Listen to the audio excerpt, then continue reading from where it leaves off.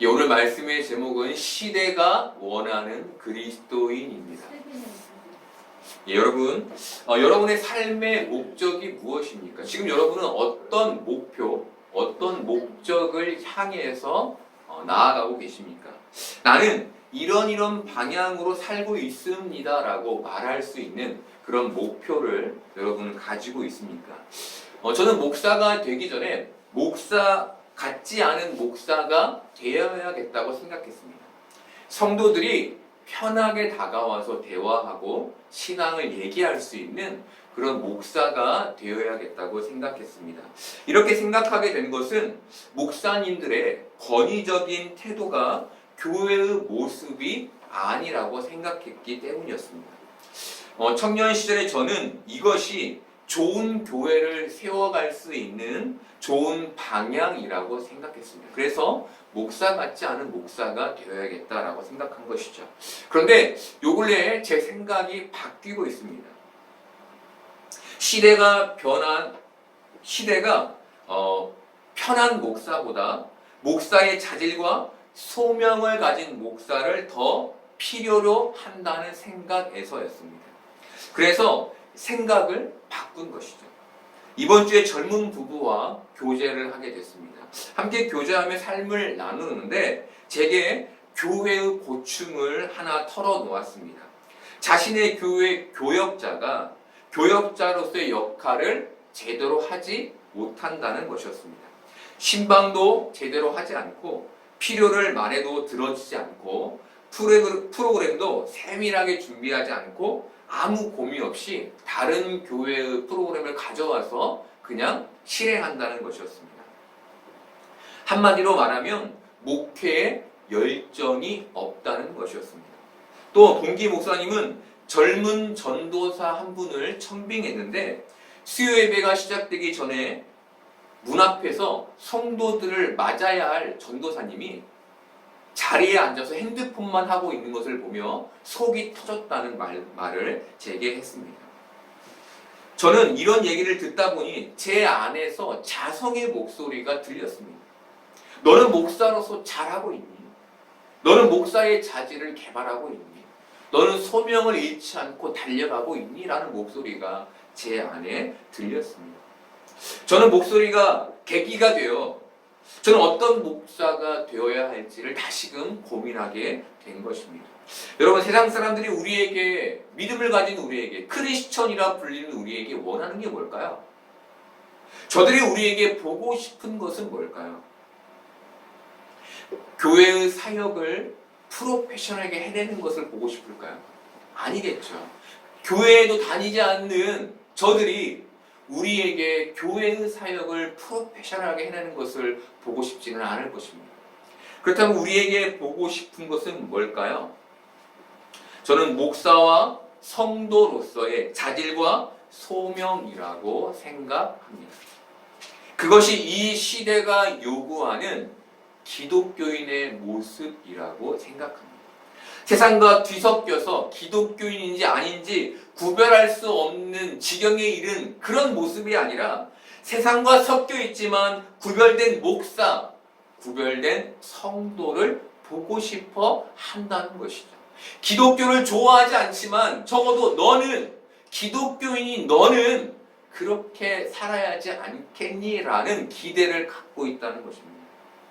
그렇다면 여러분, 이런 구별은 어디에서 나오는 걸까요? 내게 사는 것이 그리스도니 죽는 것도 유익함이라에서 나오는 것입니다. 바울이 오늘 그것을 우리에게 말해주는 것이죠. 세상에서 잘 되기 위해 사는 건 나와 세상을 구별시키지 못합니다. 이것은 세상 사람들도 똑같이 하는 것이기 때문이죠.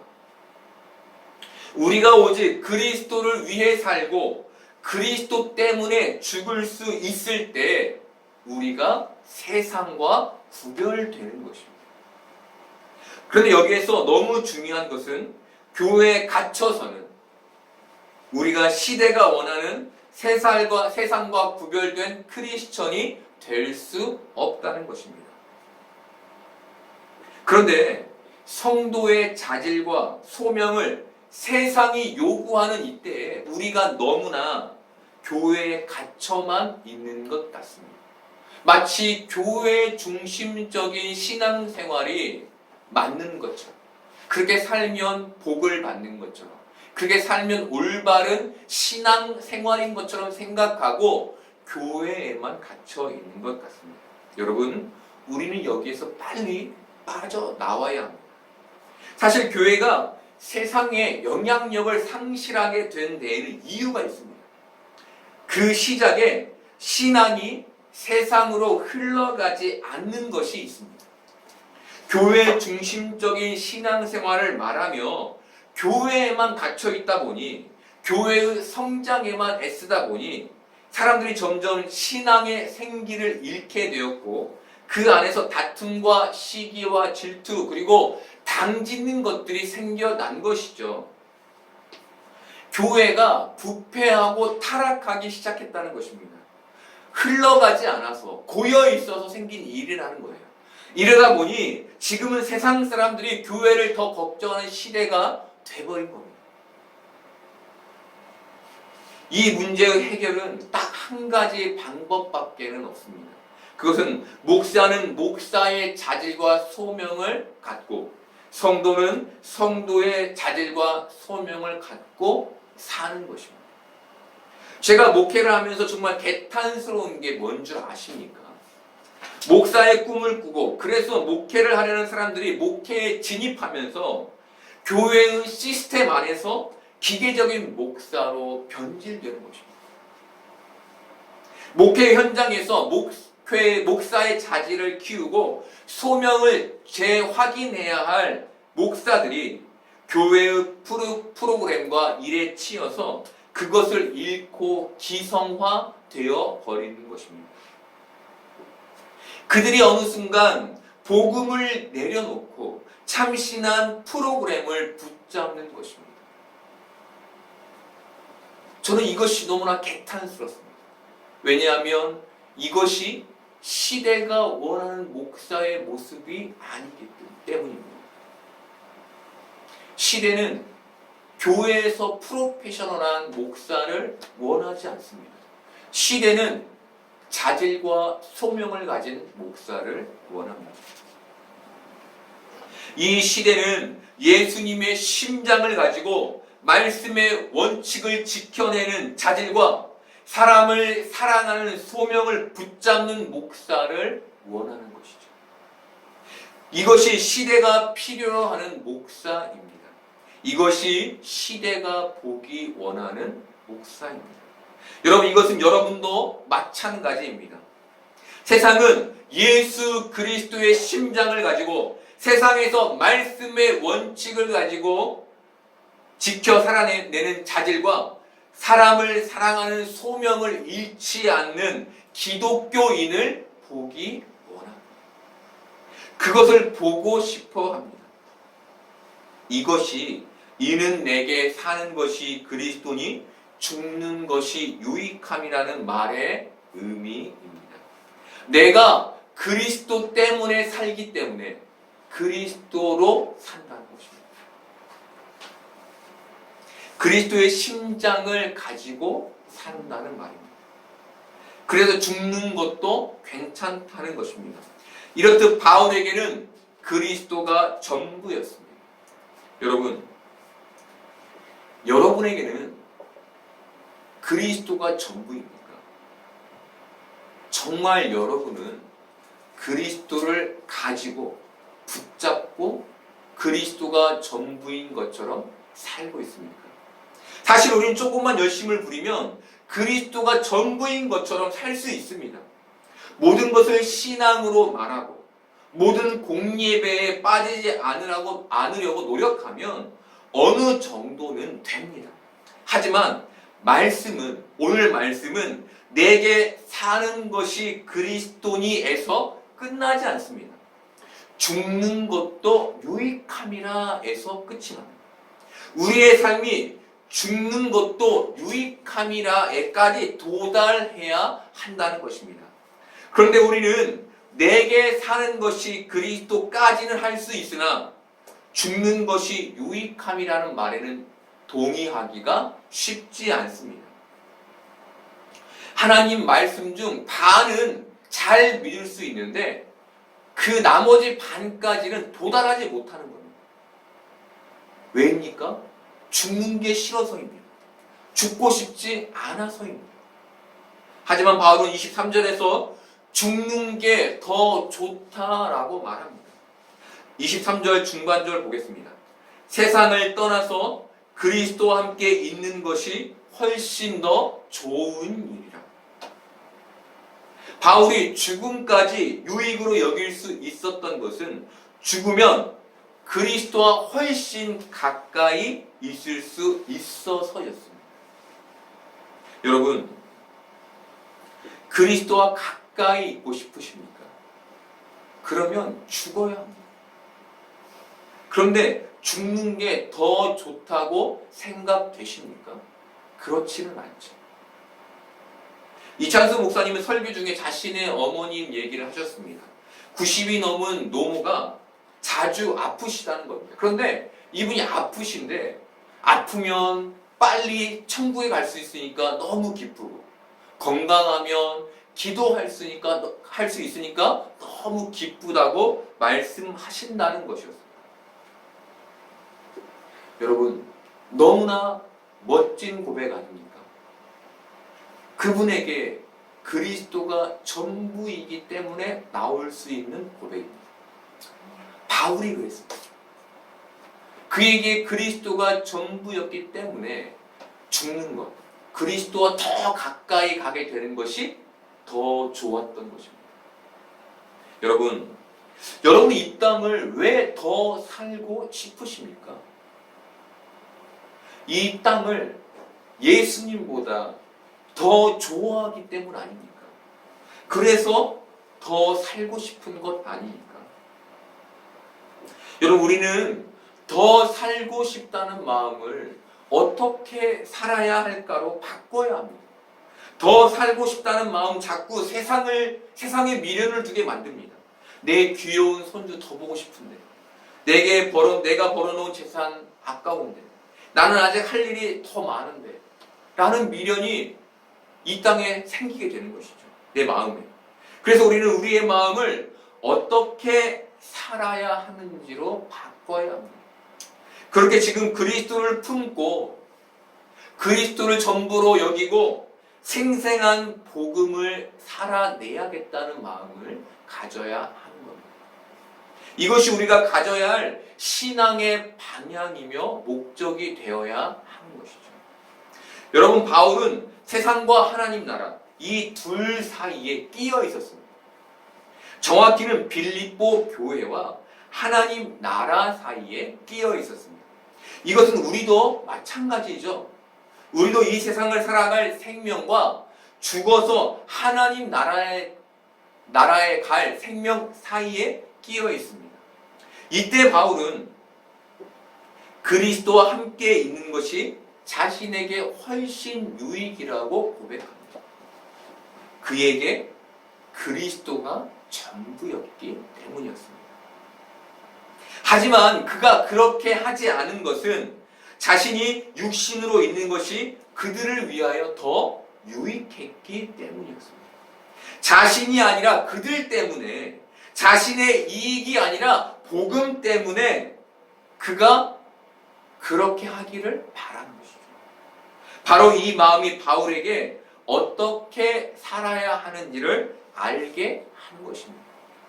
내가 복음으로 살아야지, 내가 그들을 위해 살아야지라는 마음이, 그 자질과 그 소명이 그로 하여금 이 땅을 어떻게 살아야지 라는 마음으로 바꾸게 된 것이죠. 이것이 바울의 자질을 만들고 소명을 잃지 않게 만들었다는 것입니다. 여러분, 기독교인의 자질을 우리가 너무나 많이 잃어버린 것은 아닙니까? 나를 이렇게 만든 게 현실이라고 생각하며 현실만 탓하고 계시지는 않습니까? 내가 이렇게 신앙을 이어가는 것만으로도 나는 만족해 라고 생각하며 그냥 교회에 다니는 것으로 만족하며 살고 있지 않습니까? 여러분, 다시 사랑하기를 바라면, 다시 복음의 이익을 바라면, 이렇게 어떻게 살아야 하는지를 알게 되면 크리스천의 자질과 소명을 회복하게 될 것입니다. 그래서 우리를 보며 세상의 사람들이 저 사람은 진짜 크리스천이구나 라는 것을 알게 될 것입니다. 바울은 로마 감옥에 갇혀 있었습니다. 언제쯤 풀려날지 알 수 없는, 죽을 수도 있는 상황 가운데 있었습니다. 그래서 내가 생과 사 중에 무엇을 선택해야 할지 알지 못한다. 나는 세상을 떠나 그리스도와 함께 있는 게 더 좋다라고 말한 것입니다. 내가 죽을 수도 있어. 그런데 난 그거 두렵지 않아. 나는 죽어도 좋아. 왜냐하면 죽으면 그리스도와 함께 있을 수 있으니까 라는 말입니다. 그런데 이런 바울이 25절에서는 자신의 생명을 자신합니다. 그리고 이렇게 말합니다. 내가 살 것과 너희 믿음의 진보와 기쁨을 위하여 너희 무리와 함께 거할 이것을 확실히 아노니. 너희 믿음의 진보와 기쁨을 위하여 너희 무리와 내가 함께 있을 것을, 너희와 내가 함께 살게 될 것을 내가 확실히 안다는 것입니다. 한치 의심도 하지 않는다는 거예요. 하나님이 너희를 위해 내 목숨을 반드시 살려줄 것이라는 겁니다.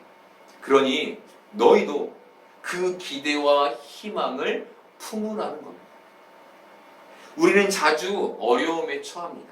어려움에 처하면 대부분의 사람들은 살고 싶어 합니다. 그런데 산다는 게 나를 위한 삶입니다. 나를 위한 삶. 여전히 세상 것 놓지 못했기 때문에 가지고 있는 살고 싶은 마음입니다. 그리스도를 가졌기 때문에 나오는, 복음을 위해 살아야 하기 때문에 나오는 살고 싶은 마음이 아닙니다. 그래서 어려움 속에서 다른 사람과 나를 견주며 삶이 점점 비참해지는 겁니다. 자꾸 한숨만 쉬게 되는 겁니다. 자꾸 일이 꼬이는 것에 화가 나게 되는 겁니다. 생각도 많아지죠. 그렇죠. 어려움에 처하면 생각도 많아집니다. 그런데 그 생각이 현실을 더 어렵게 만들어 버립니다.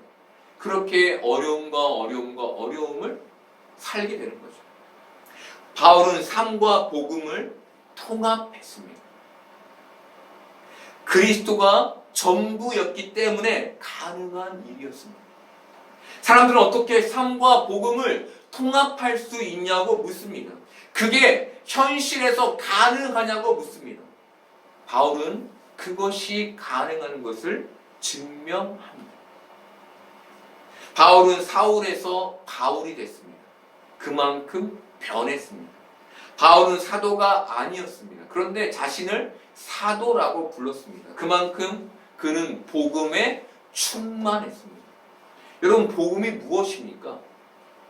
우리가 충만히 가지고 있어야 할 복음이 무엇입니까? 복음은 하나님의 아들이신 예수님이 이 땅에 오셔서 나의 죄를 대속하기 위해 십자가를 지시고 죽으시고 사흘 만에 다시 살아나신 사건을 내가 믿음으로 천국에 이르게 되는 것을 말합니다.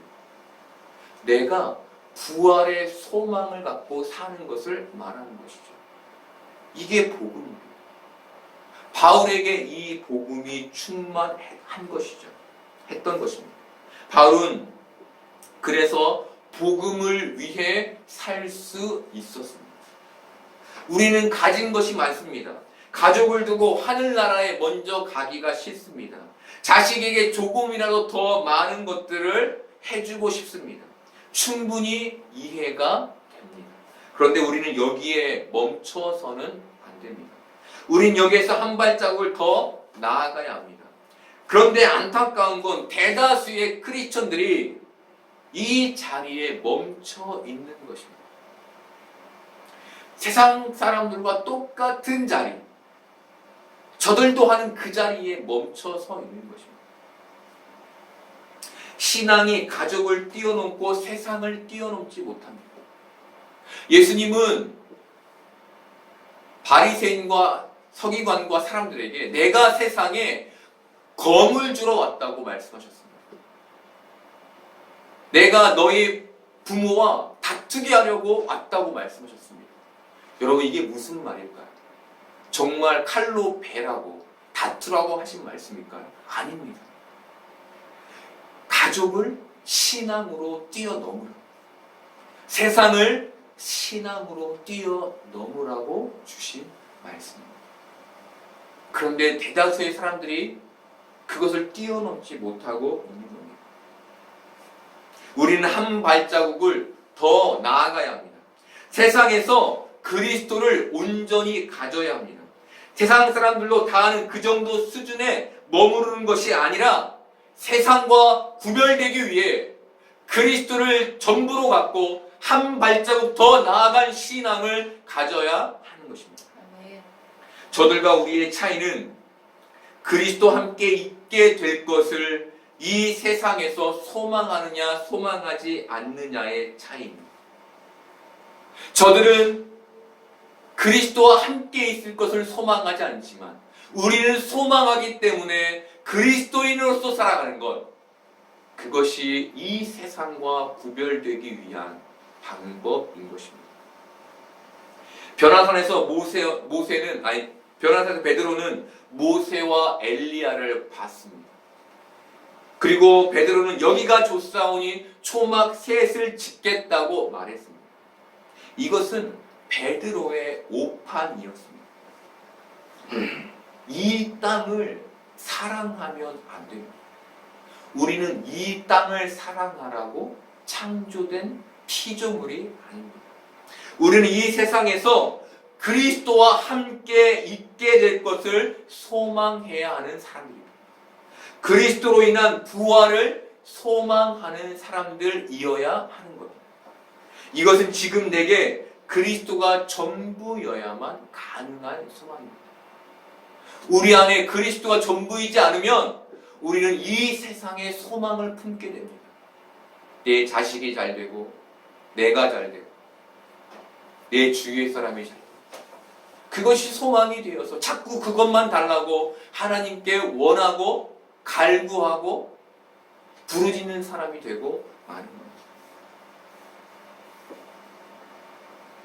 그리고 우리에게 그리스도가 전부여야만 이 세상에서 목사는 목사로서, 성도는 성도로서의 자질과 소명을 잃지 않을 수 있는 겁니다. 바울에게 죽는 것이 더 유익이었지만 바울이 살고 싶었던 이유는 하나였습니다. 그것은 그리스도 예수 안에서 그들의 자랑이 자신으로 말미암아 풍성하게 되는 것이었습니다. 그들이 예수 그리스도를 더 자랑하는 삶을 살게 만들고 싶었던 것이죠. 바울은 그것 하나 보고 빌립보 교인들과 함께 있게 될 것을 소망한 것입니다.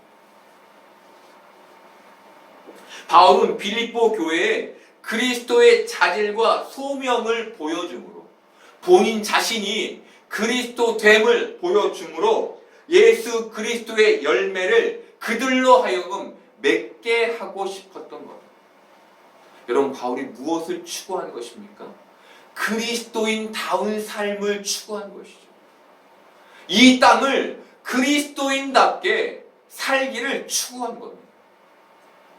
여러분, 우리 역시 세상에 그리스도인답게 그리스도인이라는 자질과 소명을 보여줌으로 그리스도인이라는 열매를 맺어야 합니다. 그것이 우리가 받은 소명입니다. 이것이 우리가 사는 목적입니다.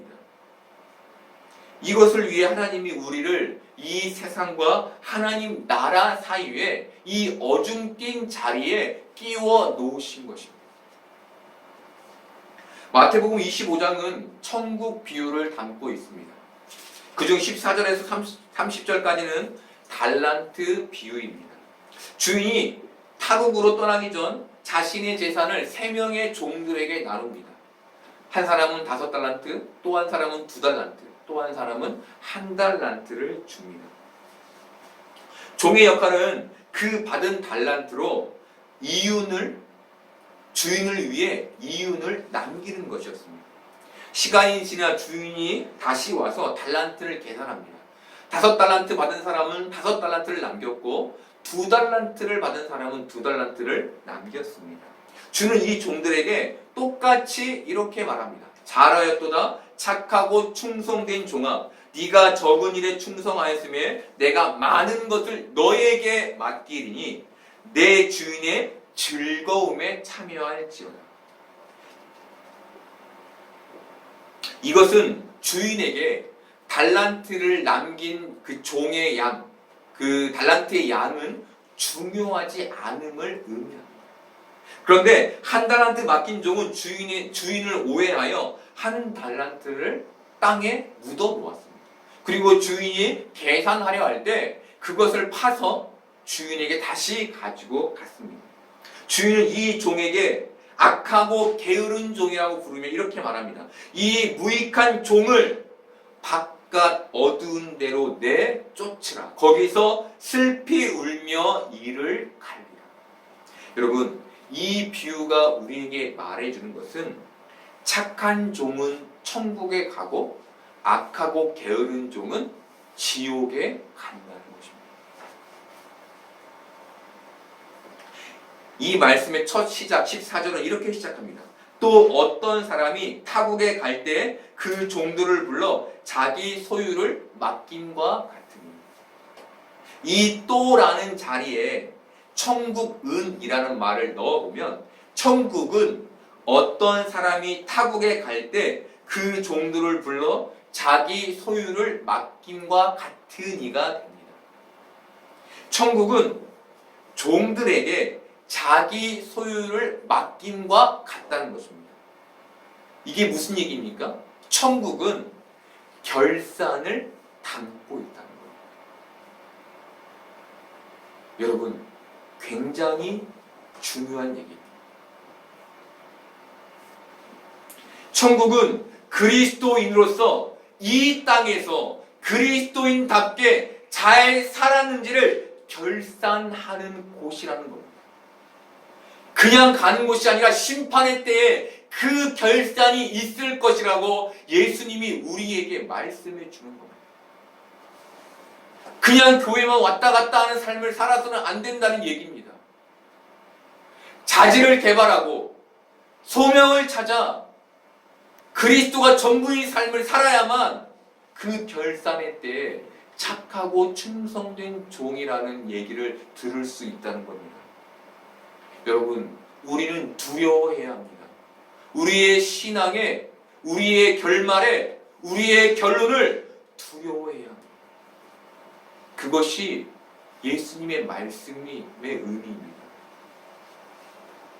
여러분, 저는 그리스도의 심장을 가진 목사 같은 목사가 되기 위해 노력하겠습니다.